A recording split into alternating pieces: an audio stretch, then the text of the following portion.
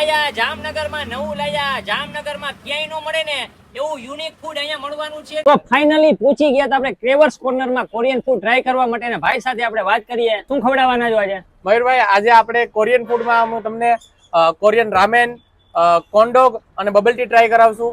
First time in Jamnagar આપણે 25+ Korean item રાખીએ છીએ. અહીંયા તમને ક્યાંય ના મળે એવું કોરિયન ફૂડ. રામેન કહેવાય કે જેમ કે નોર્મલ છે, મીડિયમ સ્પાઇસી મળી જાય તમને. કોન્ડોગમાં એકદમ ચીઝી, બહારથી ક્રિસ્પી અને અંદરથી એકદમ ચીઝી કોન્ડોગ મળી જાય. અને કોરિયન બબલ ટી આજે હું તમને ટ્રાય કરાવું છું. મજા આવી ગયો?